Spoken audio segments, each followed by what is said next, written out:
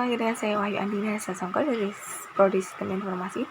Di sini saya akan menerangkan mengenai apa sih itu pengendalian sistem informasi. Di sini dapat kita lihat overview-nya, yaitu dalam suatu perusahaan itu terdapat beberapa banyaknya divisi-divisi. Jika dalam pengendalian sistem informasi ini dipusatkan pada divisi IT yang bertugas untuk mengembangkan SI, sistem informasi, mendevelopment, dan terdapat coding program hingga mengauditnya bagaimana caranya. Apakah divisi IT bisa membantu meningkatkan kinerja perusahaan?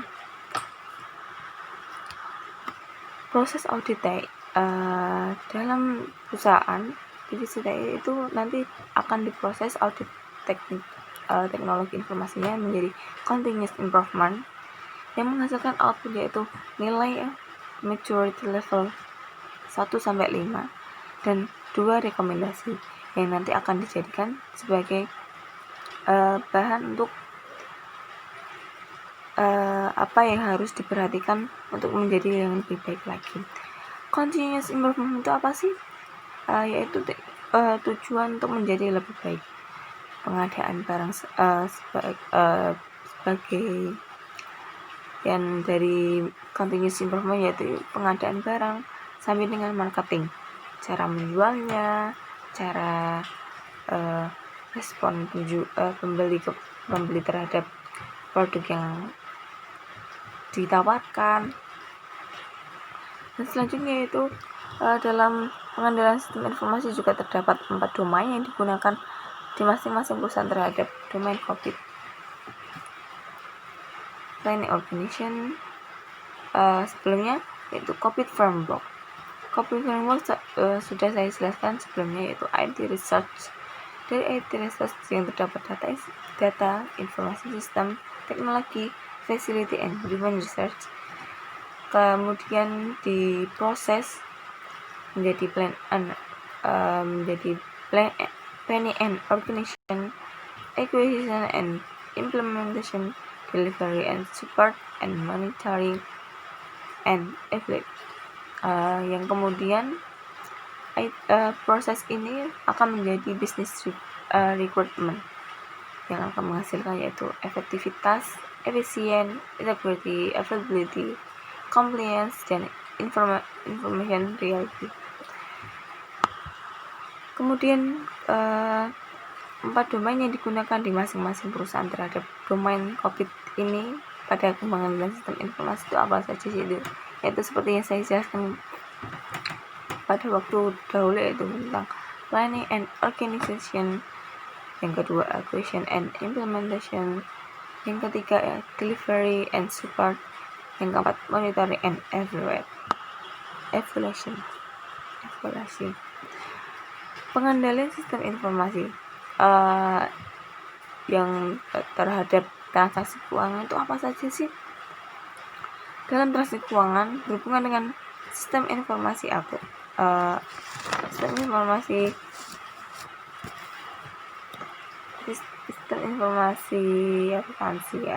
atau keuangan itu, atau SIA. Bagaimana kondisi keuangan dikendalikan, dikontrol, memperhatikan profit sehingga muncul kendala yang perlu dievaluasi dan diperbaiki. Sistem informasi transaksi keuangan. Sistem informasi yang digunakan untuk proses keuangan atau pendataan keuangan. Sistem ini bisa berupa sistem informasi akuntansi atau hanya sistem transaksi keuangan, seperti yang saya jelaskan tadi. Ancaman-ancaman atas SIA itu apa saja sih? Salah satu ancaman yang dihadapi perusahaan adalah karena bencana alam seperti kebakaran atau panas yang berlebihan. Yang kedua, bencana banjir, gempa bumi, badai angin, dan perang. Oleh karena itu, kenapa suatu perusahaan rintisan atau suatu perusahaan itu harus membutuhkan berbagai banyak server? Karena jika terjadi salah satu ancaman dari hal ini, maka backup server yang lainnya bisa menyelamatkan data-data perusahaan yang penting. Karena itu setiap perusahaan juga kan pada titik-titik tertentu mempunyai server di kota-kota tersendiri, dan itu setiap harinya juga melakukan backup. Makanya karena itu dapat meminimumkan kesalahan-kesalahan yang akan terjadi. Terus ancaman kedua bagi perusahaan adalah kesalahan pada software dan tidak berfungsinya peralatan seperti kegagalan hardware, dan kesalahan atau terdapat kerusakan pada software, kegagalan sistem informasi, sistem operasi, gangguan dan fluktuasi listrik. Ancaman-ancaman atas lagi yaitu yang ketiga, ancaman bagi perusahaan adalah tindakan yang tidak disengaja seperti kecelakaan yang disebabkan kecerobohan manusia. Yang kedua, kesalahan yang tidak disengaja karena teledor, kehilangan, kesalahan logika, dan sistem yang tidak memenuhi kebutuhan perusahaan. Biasanya di sini tuh emang sering terjadi ya, karena kita tidak tahu apa yang akan terjadi di kedepannya, dan ini sangat-sangat benar-benar sering terjadi di bagian perusahaan juga.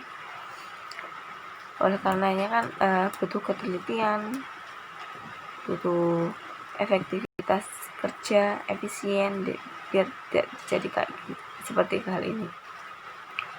Yang keempat yaitu ancaman yang dihadapi oleh perusahaan yaitu tindakan yang disengaja seperti sabotase, penipuan komputer, penggelapan atau hacker, itu juga bisa. Di sini itu ya sudah ada pihak-pihak sendiri yang dapat mengatasi ancaman-ancaman yang disengaja ini, seperti pihak-pihak yang mempunyai komunitas untuk memperbaiki hacker gitu. Dan di sini memang cukup tidak terduga jika terjadi tindakan yang tidak disengaja kayak gini, dan tindakan yang disengaja seperti ini sangat-sangat tidak terduga. Karena itu untuk setiap perusahaan mungkin harus prepare atau menjalankan kebutuhan yang bisa dilakukan sekarang ini. Mengapa ancaman-ancaman SIM meningkat? Peningkatan jumlah sistem klien atau server memiliki arti bahwa informasi tersedia bagi para pekerja meningkat. Oleh karena LAN dan sistem klien server mendistribusikan data ke banyak pemakai, mereka lebih sulit dikendalikan. Jika WAN memberikan pelanggan dan pemasok akses ke sistem dan data mereka satu sama lain yang menimbulkan kekhawatiran dalam kerahasiaan. Oleh karenanya hal-hal ini menjadi ancaman SIM dalam untuk meningkatkan kualitasnya. Untuk itu dibutuhkan pengendalian internal. Seperti apakah definisi dari pengendalian internal itu? Pengendalian internal merupakan rencana organisasi dan metode bisnis yang dipergunakan untuk menjaga aset, memberikan informasi yang akurat dan andal, mendorong dan memperbaiki efisiensi jalannya organisasi, serta mendorong kesesuaian dengan kebijakan yang telah ditetapkan. Pengendalian sistem informasi. Terdapat 4 prinsip keandalan sistem, yaitu yang pertama, ketersediaan. Merupakan sistem tersebut tersedia untuk dioperasikan ketika dibutuhkan. Yang kedua, keamanan. Sistem dilindungi dari akses fisik maupun logis yang tidak memiliki otorisasi. Yang ketiga, dapat dipelihara. Sistem dapat diubah apabila diperlukan tanpa mempengaruhi ketersediaan, keamanan, dan integritas sistem. Yang keempat, integritas. Pemrosesan sistem bersifat lengkap, akurat, tepat waktu, dan diotorisasi.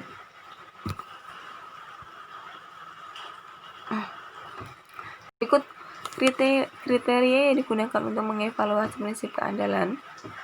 Bagi setiap prinsip keandalan di atas, ketiga kriteria berikut ini dikembangkan untuk mengevaluasi pencapaian prinsip-prinsip tersebut. Entitas mempunyai tujuan kinerja, kebijakan, dan standar yang telah ditetapkan, didokumentasikan, dan dikomunikasikan, serta yang telah memenuhi tiap prinsip keandalan. Yang kedua, entitas menggunakan prosedur, people, software, data, dan infrastruktur untuk mendapatkan sesuai kebijakan dan standar yang telah ditetapkan. Yang tiga,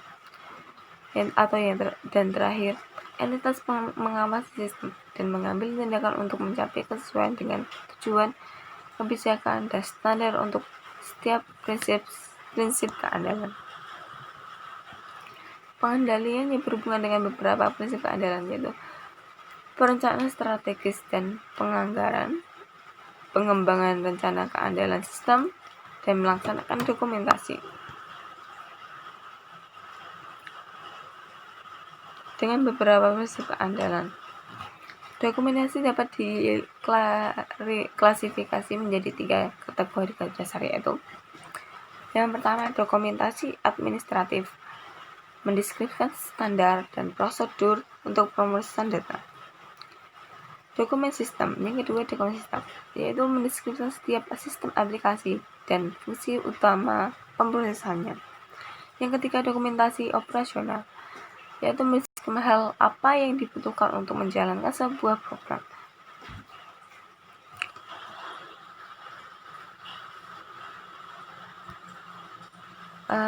Yang selanjutnya itu mengenai ketersediaan, yaitu meminimalkan waktu kegagalan sistem, pemeliharaan untuk pencegahan, sistem pasokan tenaga listrik yang stabil, batas toleransi kesalahan.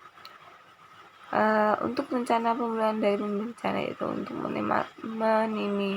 meminimalkan gangguan dan kerugian, memberikan cara alternatif memproses informasi untuk sementara waktu, dan meneruskan jalannya operasi normal sesegera mungkin. Selanjutnya itu ketersediaan juga melatih dan memperkenalkan personel dengan operasi perusahaan, kemudian prioritas proses pemulihan. Jadi di sini apa yang harus didahulukan dahulu. Terus jaminan, dalam setiap software, hardware maupun apa itu terdapat jaminan. Dalam hal ini biasanya berbentuk asuransi. Yang selanjutnya data dan file program cadangan. Untuk itu dalam hal ini setiap server harus mencadangkan data setiap harinya, sehingga jika terdapat kesalahan yang dapat meminimalisir kegiatan yang atau kondisi yang terjadi. Pengalaman elektronis. Pengalaman elektronis ini biasanya sudah 4.0 ya, yang bisa diterapkan dan bisa mengingatkan human research-nya terhadap apa saja yang perlu dilakukan. Yang kemudian konsep rekonstruksi bertingkat, proses pengulangan, penugasan khusus, fasilitas cadangan komputer dan telekomunikasi, uji dan revisi periodik, dan dokumentasi yang lengkap. Dalam ini ketersediaan dalam dokumentasi yang lengkap dan penugasan khusus dan lain-lainnya itu perlu diterapkan dalam suatu perusahaan untuk menjadi perusahaan yang lebih baik terhadap resiko-resiko yang akan dihadapi ke depannya. Dalam mengembangkan rencana keamanan, mengembangkan dan memperbarui terus-menerus rencana keandalan yang komprehensif adalah salah satu pengendalian penting yang dapat diidentifikasi oleh perusahaan. Pertanyaannya adalah apa yang dibutuhkan, siapa yang dapat mengakses informasi, kapan mereka membutuhkan, dan pada sistem mana informasi berada. Sekian dari saya. Apabila ada kesalahan, saya mohon maaf sebesar-besarnya. Wabillahi taufiq wal hidayah. Wassalamualaikum warahmatullahi wabarakatuh. Bye.